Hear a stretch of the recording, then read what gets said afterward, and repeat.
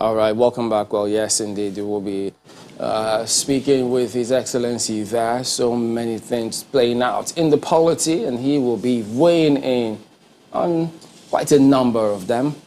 So he'll be joining us sooner rather than later. But yes, indeed, I mean, looking through the dailies, you just get to see, wow, different challenges and circumstances. But yes, we are now joined by His Excellency Gov Umahi, Governor of Ebonyi State. Good morning, and thank you for joining us today on the program, Your Excellency.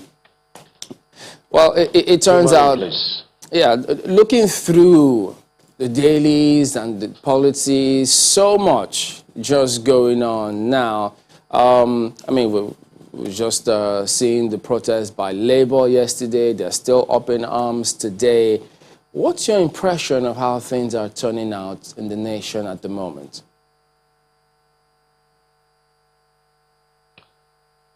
Well, I look at issues as part of issues in Nigeria, as part of the global challenges,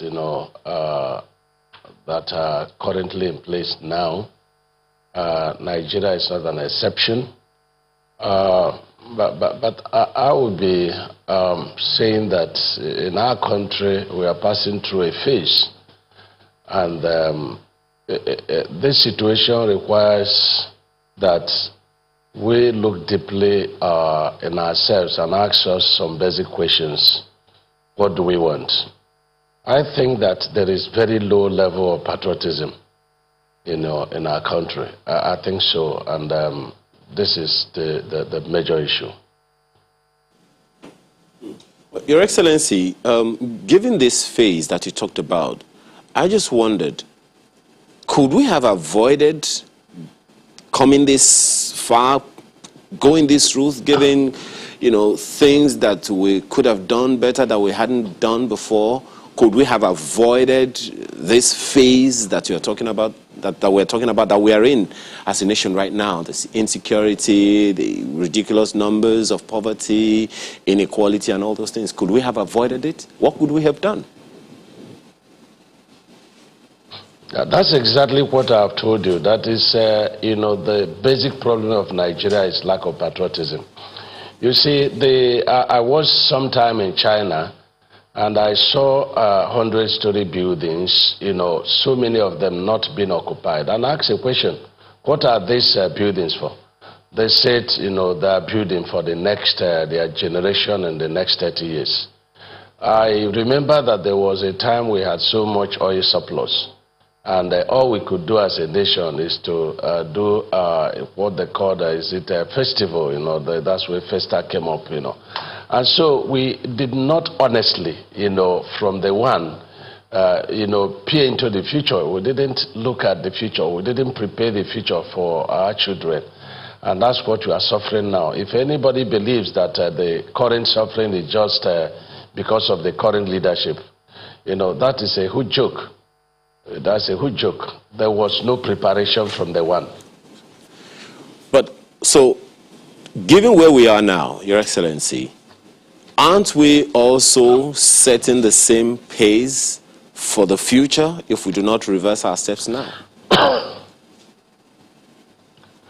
I don't believe so, because you see, if you get into a house and your house is leaking and you see a snake, you have to first of all kill the snake, and then you begin to fix the leaking roof.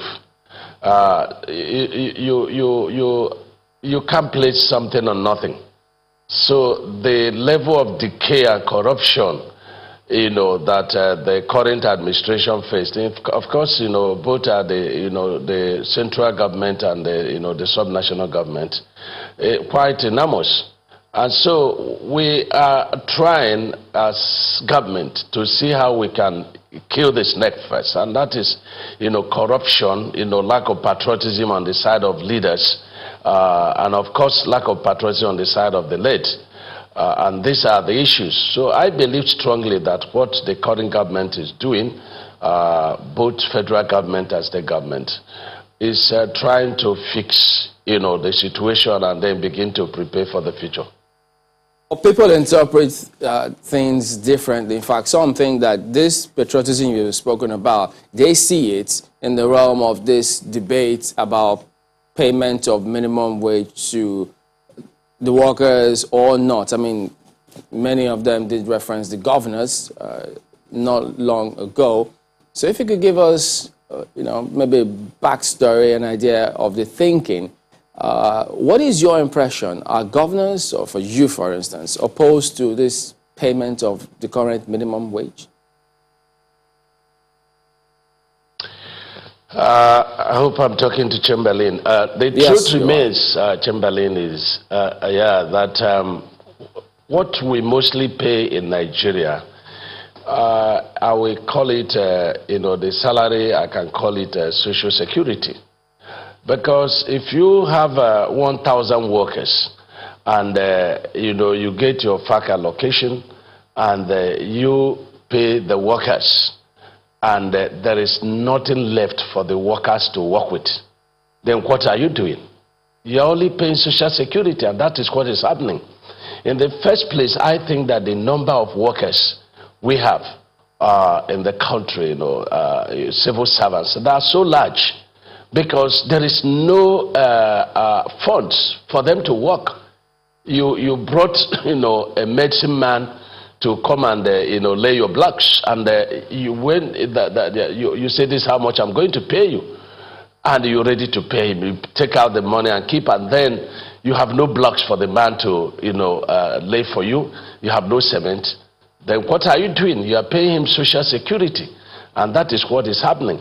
So I think that there should be a different engagement of civil servants, in the sense that the total number we have should not be there. But what do? You have to now put up another kind of program for them, so that those who should actually be civil servants are limited, and then you pay these people very well. We are wasting a lot of manpower in this country. The output is very little, because the engagement is not correct. So I think that even the minimum wage is honestly too minimum. How much can 30,000 do for a civil servant? And that is the truth. But the truth is that the civil servant should understand that by getting that minimum wage, that his lifespan is being wasted, because he gets to the office, he has nothing to do. And so when you have nothing to do, the devil comes in, and bitterness, anger, and unpatriotic, thoughts will also come in.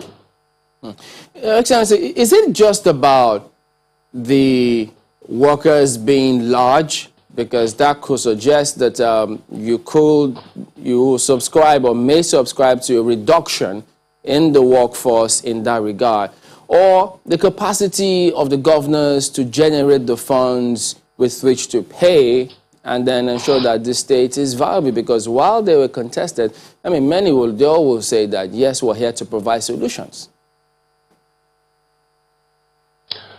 You see, I'm not suggesting reduction in workforce. If you are going to reduce workforce, for example, you can say, okay, any civil servant that is willing, to step aside and engage in other ventures like agriculture, for example, the government is willing to pay the person like 30 months salary. 30 years salary. For example, Chamberlain, if you are earning 30,000, in a year you are earning 360,000. In 10 years you are earning 3.6 million. And in 30 years you are earning about 11 million. And so government can raise bonds and engage these people. So they will be engaged in productive ventures, and they will make more money, much more money, and live better lives. But with the current minimum wage, is difficult. And how do you want governors to generate funds? Generation of funds is a function of what comes in. Because when the activities, if you just receive your FAC allocation and you have nothing to invest in infrastructure, to invest in health, in education, how do you generate the money? So it's very difficult. Some governors mainly get this money, and people do not know that after paying salaries and probably security, that they have nothing to work with. And it's important for the governors to cry out so that the world will know. So is this bill in some sense, governors crying out. Do you think that this will be a solution at least to the problem of not being able to generate enough funds and productivity? This bill that allows states to actually negotiate the minimum wage they want to pay. I am in support that workers should be paid minimum wage, but the truth is that the minimum wage is not the answer to the problems of workers. Ask the states that are receiving minimum wage or even maximum wage whether they are comfortable. They are not comfortable. So we are suggesting that labor should engage for a different kind of program for the civil servants, so that truly those who should be working in terms of civil service, will be a number that is commensurate to what is coming to the state. And the rest could be engaged in other, meaningful ventures that will better their lives. That is the truth. So we are not saying the workers, governors crying out for this. But the point is, you must know what your baggage is, what your baggage out. If you have no money to, generate funds, the public should know. So let me just bring this home now. For your state, is 30,000 naira too minimum? Are you saying you can do better if, for example, that bill goes through? Are you saying if you were to negotiate, you will push for something better or something less? The question is not in line with our discussion, because I'm telling you that I'm paying minimum wage for sure. I'm managing to pay, but I'm telling you that the problem is not the minimum wage. The problem is how much funds do you get? For example, when people talk about autonomy of legislature, autonomy of judiciary, and this and that, it sounds so ridiculous, because every budget is a mere estimate. And you cannot say because you are this sector, if you put 100 billion in a budget, that you must get 100 billion. No, the performances of governors are functions of what they receive and what they are able to generate based on what activities they can do in their states.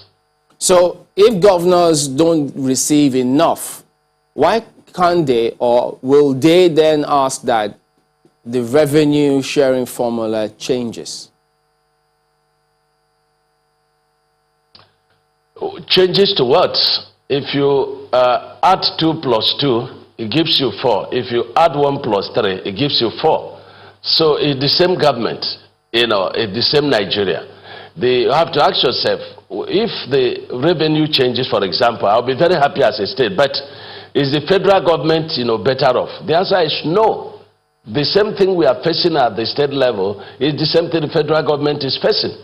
So even the 52% of the revenue they take is not enough for them to pay salary. That's still borrowing money to sustain their recurrent expenditures. So, Governor, it comes off as though you're saying that we have present challenges of generating funds, getting enough, so much that when we pay this 30,000 eventually, we don't have enough for other things. So, which is why I asked earlier that if this bill eventually passes, if it passes, would you be supporting it and saying that let's pay more or let's pay less? Because clearly it's a challenge, and Labour is listening. They'd like to at least glean what the position is from different governors. No, what we should do as a nation, as a people, is to bring the cards, all cards on the table, facing up, and then we should be able to discuss. There's no right-thinking person that will say that any worker in this country should be paid less than 30,000. It doesn't sound well at all. So I support minimum wage, whether it's by legislation or it's by negotiation, but that is not the issue. We need, as a people, to sit down and discuss our problems. Labour cannot tell me, yes, I've seen that you are not able to pay this minimum wage, but you are the governor, go find the money. That is not good. And you cannot tell the Labour, say, look, I cannot pay. You have to show Labour the evidence that you cannot pay.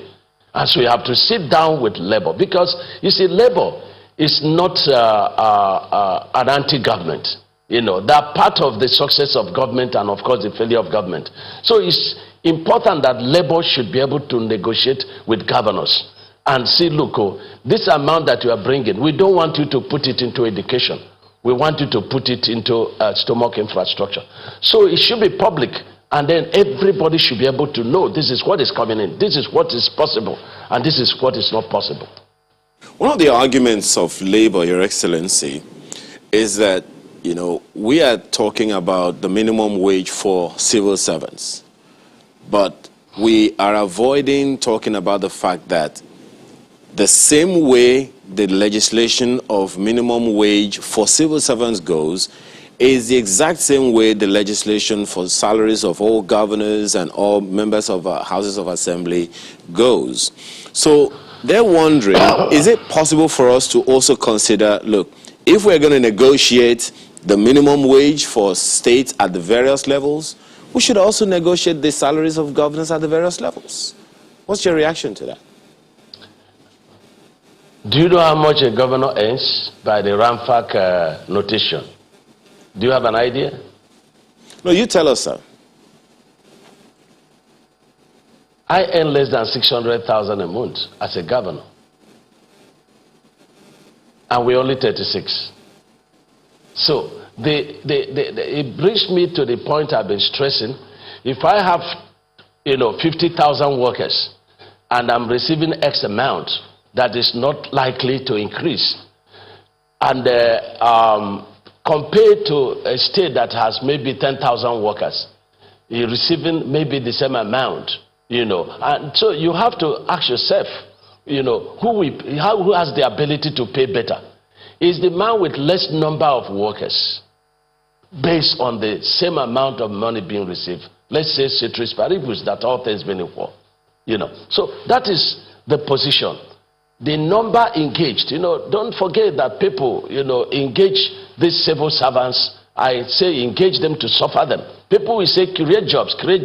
And then you bring a lot of people who should be in their productive, age, doing something else. If you get to China, everybody's busy, everybody's working. You get to China, you hardly find, elderly people on the street. You just find, school children on the street because everybody is working.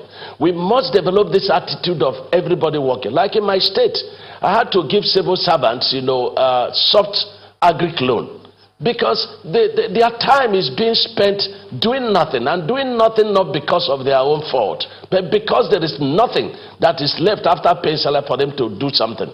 And I tell you that in the States, some of the things, infrastructure you see and developments, is because of what Mr. President did for us, especially at the exception of the 2015 administration. The infrastructure fund, refund of Paris Club, bailout funds, SS crude, loans. These are the things that governors use to develop some infrastructures in their state. And you must know that there is no amount of development that can happen in this country or in any state without infrastructure, especially the roads. You need to move from one point to the other. So I think this labor thing, I'm in sympathy with them, honestly. When they cry out people not paying minimum wage, honestly, it's very disturbing, because the answer is even that minimum wage, 30,000, what can 30,000 do for an average worker? Go and find out how much rice is costing, how much tomato is costing.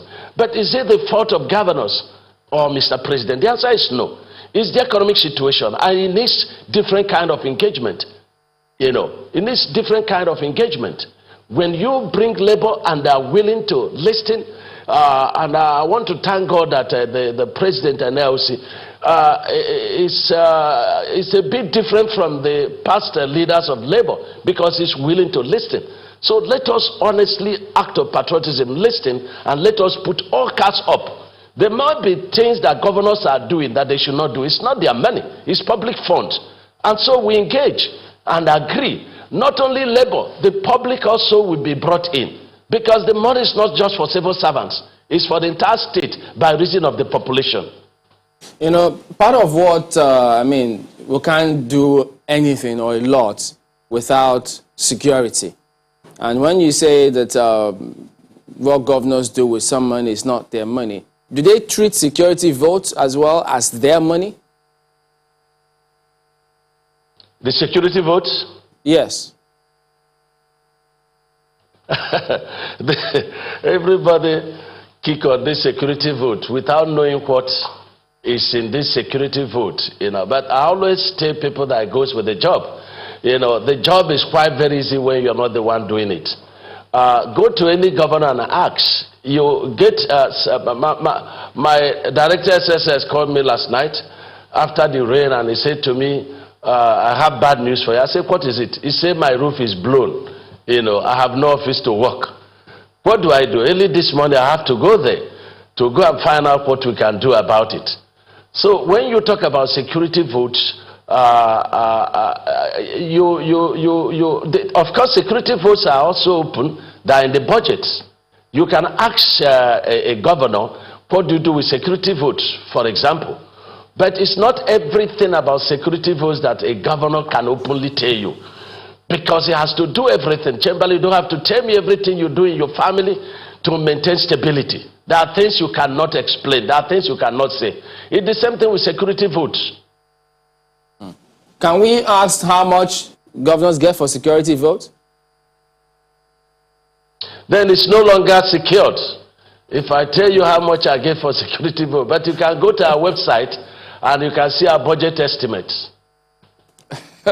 Okay, Your Excellency, since we put it under security, but some of the issues that equally bother on security, nationally, we're seeing what is playing out. Of course, people are rightly concerned about that. The president has said that much. Different governors are approaching it different ways. But for the Southeast, there's been this talk about, the Southeast Security Committee, they say it's taking too long, far too long, for the governors to take a decision on what they want to do with their own security. So tell us, you head that committee, what is going on with the security outfits in the Southeast? Well, I can tell you that the issue of security in Southeast is a mixture of, insecurity and politics. What is obtainable here is far from what is being circulated. Sometimes our people play politics to the extreme. You see, when people shout regional security outfit, there is nothing like that. And I can tell you that, and I can bet you that there is nothing like that anywhere in the country. What we have is, a kind of adversary, a kind of, the Southeast coming together to say, okay, we have a committee. This committee, we advise our various, security outfits in our various states. There is nothing like, Ebonyi contributing personnel, Imo contributing Enugu, and they come together and they stay at the seat of power at Enugu, and they say, okay, if there is a problem here, no, that is not obtainable. That is not in line with the Constitution we swore to uphold. What is obtainable is that in all these Southeast states, we all have our security outfits. We have neighborhood watch, we have the forest guards, we have the, Buchapu, So, and they are all working very, very well. We now have one common joint security committee that is not more than maybe 7-8 persons. And they are the people that are training these security people in our various states. They are the people that are advising them. They are the people that are telling them that they must act within the limit of the Constitution. And that's what we have. And that's what the Constitution permits. If anybody tells you that there could be personnel contributed from all the states and they come together and say that they are, security for this region, it is not a possibility. It's not even workable, even if the Constitution permits it. Because every state is peculiar and every state has its own challenges. All right, we'll come back to this in just a moment when we return after the break. Please stay with us. Welcome back, Your Excellency. So tell us, for those who are looking to the region to see what and how they will approach this, what should they expect from the Southeast governors? Come back. What should people expect from the Southeast governors concerning security, having a common approach? The point is that those who are complaining and talking about lack of joint security for Southeast are not those who are living in Southeast. Most of them are outside the country and are shouting that darkening council without knowledge. They have no idea what is going on.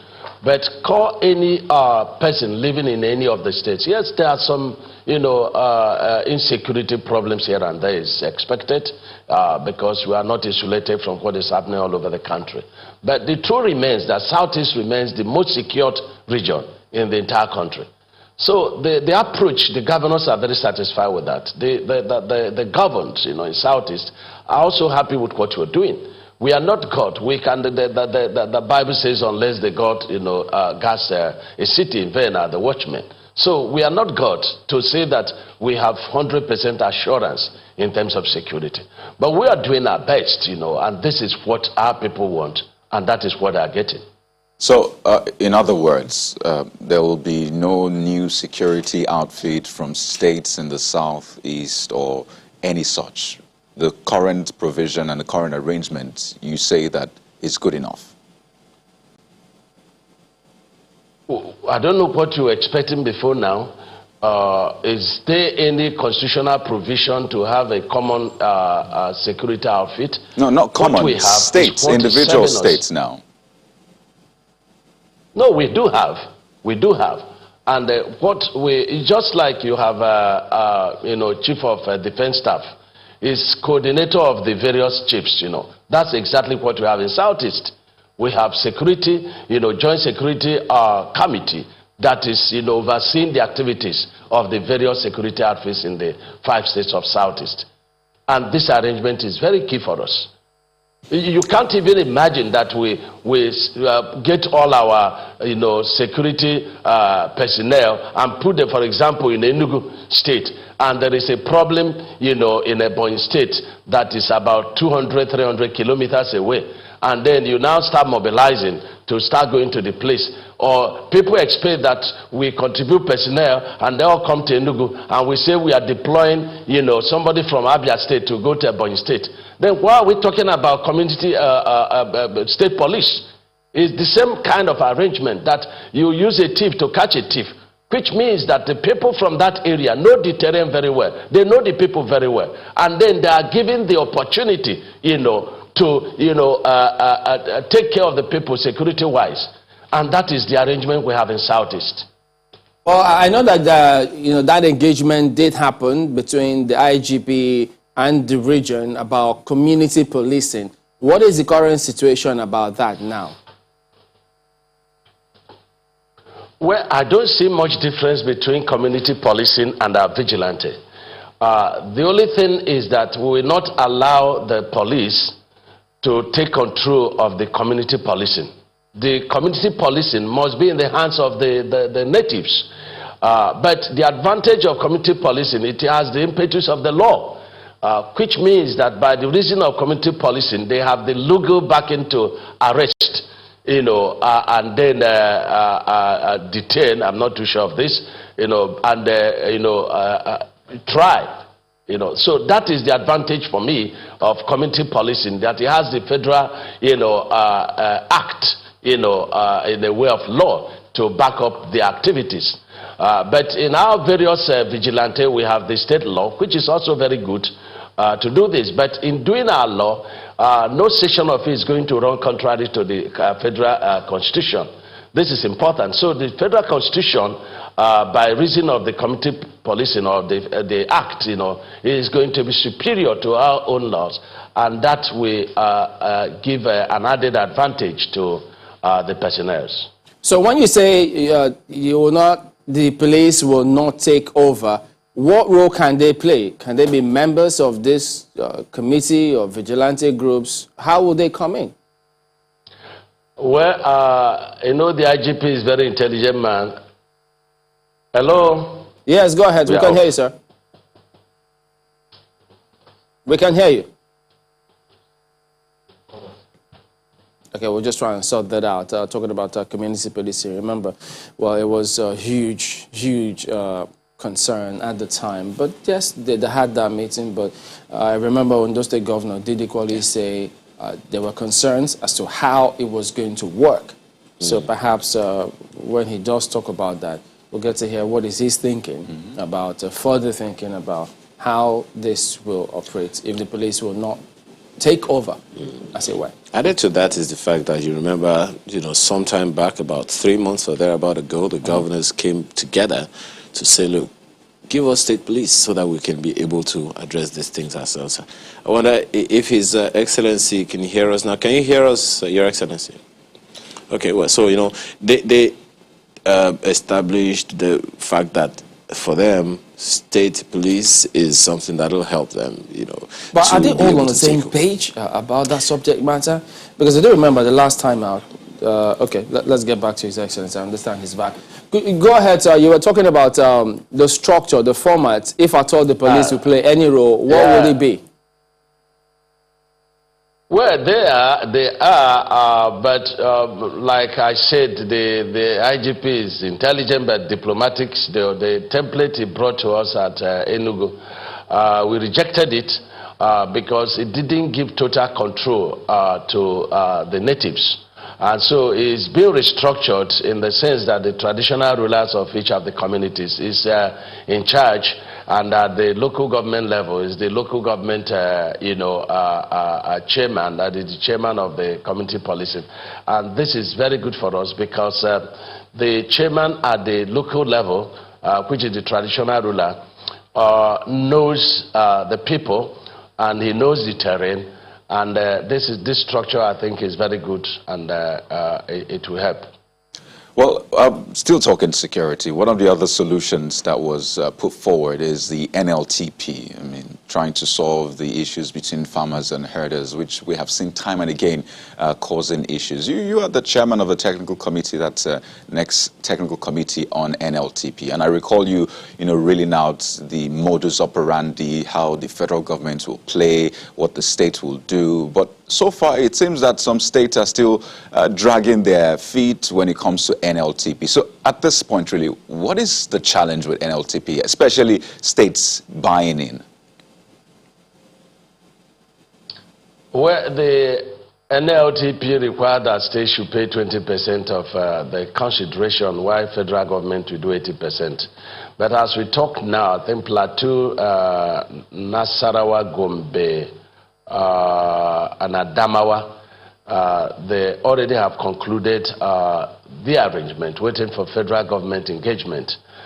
State like Kaduna has, gone ahead of federal government to establish their own. Kano, Jigawa, and some other states, I can't remember. So the states are doing everything possible. But remember, everything the state is called. And the question remains, where will the state get this 20% of engagement? So it's quite a very tough one because everything is urgent in the states. Everything is urgent. But I think the states are doing quite a lot in this regard.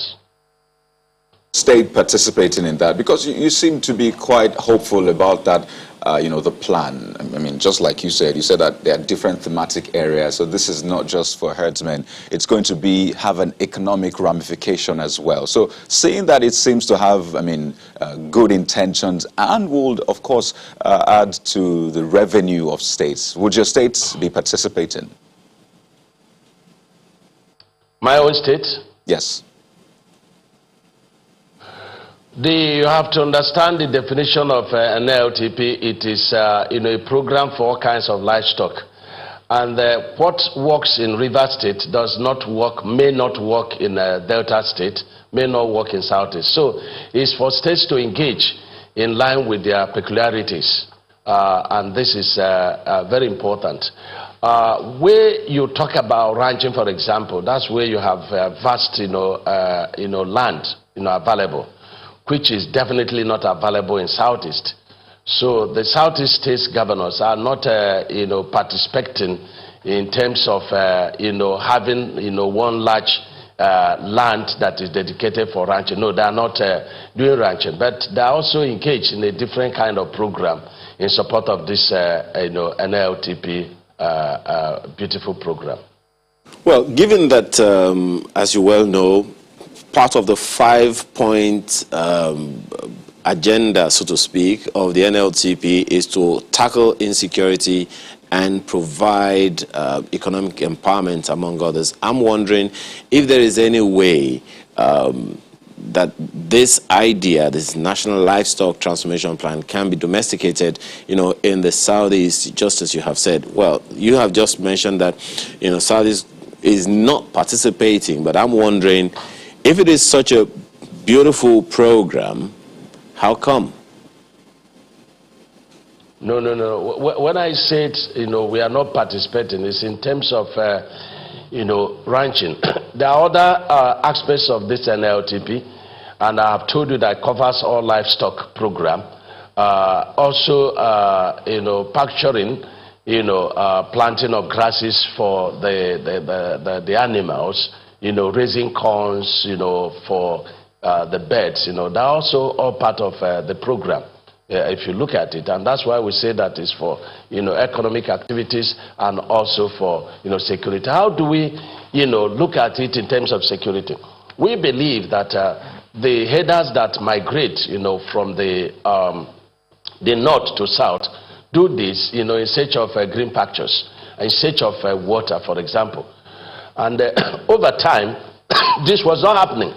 We have traditional headers who have lived with us for quite a long time, and the insecurity or the conflict they constitute was always a very minor one, and the traditional heads of such village or hamlet would always settle it, But this migration by foot of cows, is such that the foreign headers, got involved, and they now come up with arms. And that is the reason, the real reason for the insecurity. We have no problem with the traditional headers who have been here with us. Don't forget that in each of the southeast states, you have a settlement that is called, Hausa quarters. That's the way they name it, in all the states. And it's been there even before I was born, and it will continue to be there. And so the cows are brought by, trucks to those places and then taken to slaughterhouses. And the headers are living in various, localities, even intermarrying. So we don't have a problem with that. So we believe that if we have, ranches where you have land, and probably at the northern side, that headers, will be discouraged. But I doubt if they will be discouraged, those that honestly come with arms, who are not, Nigerians.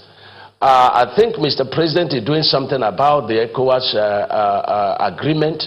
The governors have also, given some advice in regard to that people, because traditionally, even if you say there is free movement of animals, they must not come by foot. And again, there is a provision that they will be quarantined. So these are the key issues, and if that is sorted out, we do not have problems with our traditional headers in Southeast. Again and again, I say that Southeast governors have said they don't have one, continuous land to do any ranching, but they will participate in other forms of NLTP. Well, could you talk to us about this? Is it 3 billion naira NSAS Youth Empowerment Scheme that you're working on in the States? What is it about? It's a national program. After the NSAT started very well, very beautiful program. Courageous children came together to take the future, their future in their hands, and everybody it was, in support of that, because they were not making demands that were not reasonable. But unfortunately, the hoodlums, towards the end of the peaceful NSAS, protest, the hoodlums hijacked it. And even those who did not participate now came out as warlords and began to declare martial, war, taking charge of what they were not involved, what they did not participate, And so, at the end of the day, Mr. President kindly still said, let's look at the demands. And one of the demands is, to disband SARS, which Mr. President did, as a sign of leadership. But he further said that in all the states we should engage the youth. And the question is, youth, what do you want? How do you want to be governed? And I think that is the essence of the NSAS conference. So we now have a committee at NEC committee headed by His Excellency the Vice President. And the idea is that all the states should do youth conference and then get delegates that will come to the zone. And the zonal conference of youth should also have delegates that will come to the national level. And this is what all the states are going to do. But maybe with the current level of insecurity, all the governors' minds are turned towards solving security challenges before doing that. This is what they're going to do. And our own conference yesterday was quite revealing. First, I wanted the organizers, who are mostly youth, government officials, to see how difficult governance is. And they saw it. They quarreled so much among themselves. And then you get to the participants, the youth delegates. It was tug of war, because I say you have to select 10 leaders. Till today we are talking, no local government has selected their 10 leaders. So it's quite tough, so that then we understand that in the field of play, you play better when you're outside the field. But beautifully, they came up with communique, very beautiful. We're going to publish it, making what they think should be the way forward for this country. And I saw it, I was very, very much impressed. And I said, I'm not disbanding them. Let's have a website for them. Let's see how we can engage them. The first 350, we send them for further training. But that is outside the 3 billion NSAS youth empowerment program, which is being processed at the bank. So we open website in that regard and ask all the youths that are interested, to apply and give us proposal of what they want to do with about the sum of 1 million. And they have done that. We got more than 10 times what number we requested, because we are looking at 3,000 youths to empower them with 1 million each. Of course, there are some of the youths whose proposal will be more than 1 million. So we are talking to a bank of industry to see how they can also support, in terms of bringing their own funds to make up for the use based on the proposal I've submitted to us. So this is what we're doing. So we have two segments of empowerment. The first empowerment is going to entirely come from these delegates, which is 1,500 from all the local government areas. And so we are going to engage them, in piecemeal kind of. That is to say that we take the first 350 and then retrain them based on the areas of interest and then empower them. But the other one is also a program, but it's been anchored by a bank. We gave it to the bank so that they can process this. We got over 15,000 applications in this regard. But don't forget that when you talk about government money, people believe that it's free. So even those who are working, those who have something doing, some appointed, because I have technical assistance, to the governor, 1,000. I did it to empower the youth.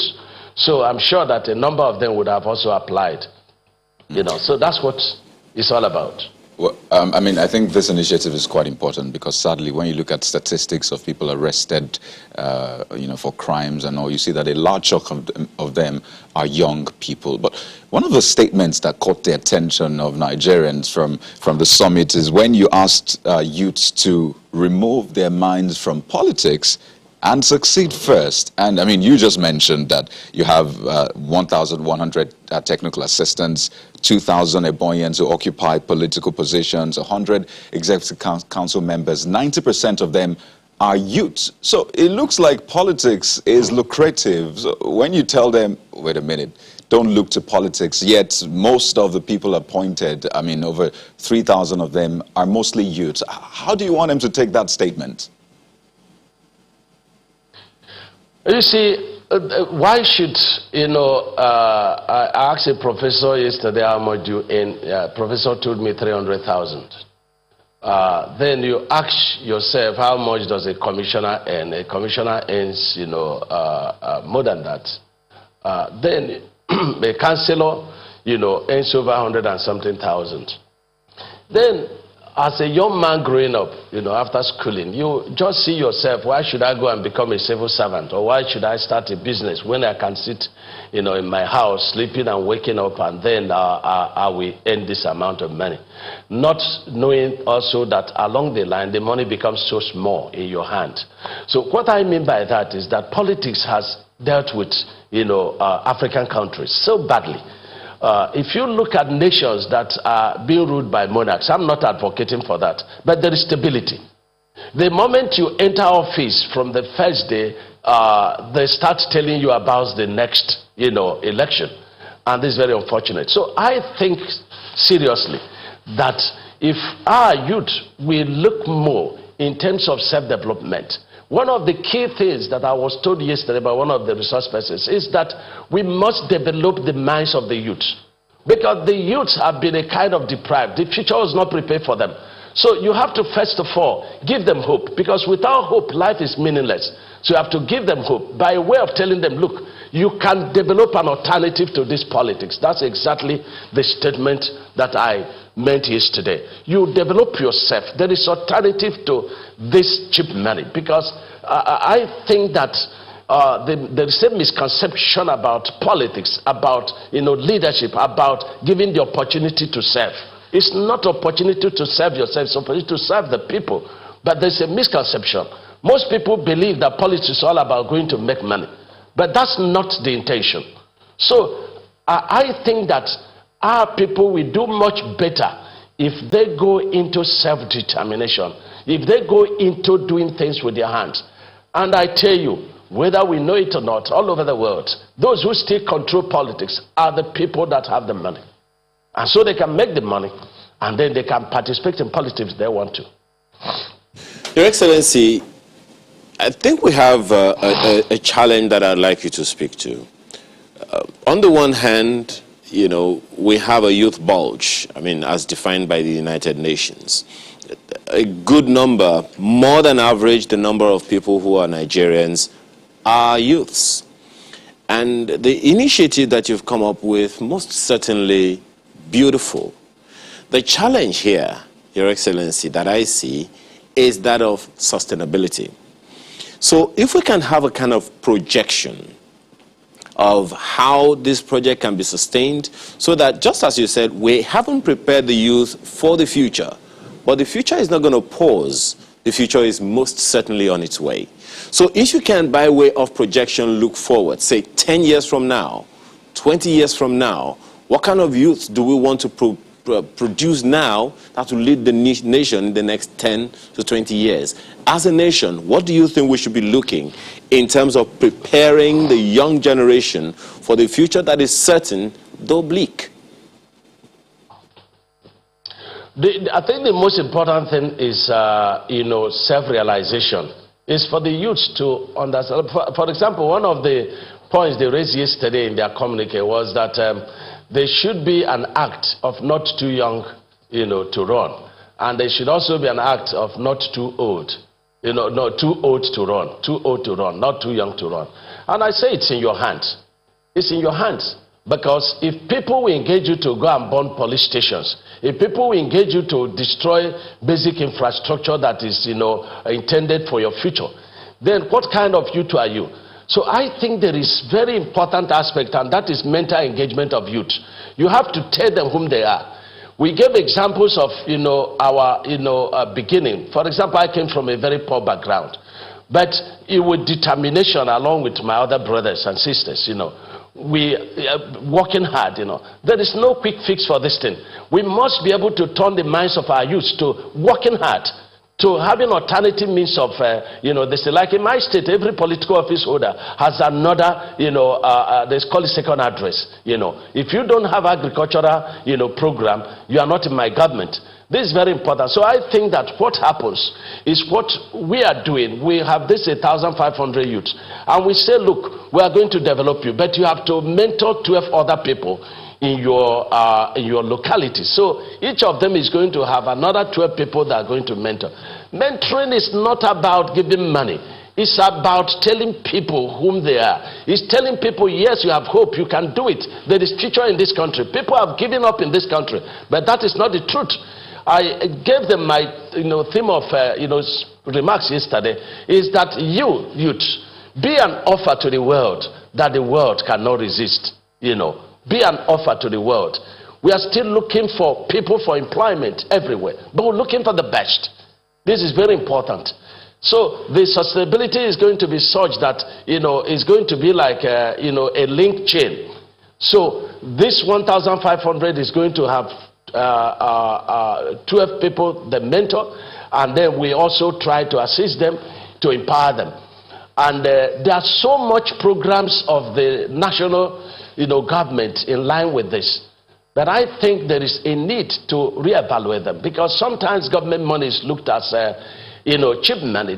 People don't really use it well, and that's why we're using banks in doing some of these things. So I think it's sustainable. The moment the youth know that the future is theirs, and that as you make your bed, you lie on it, they will take up the cause of their destinies.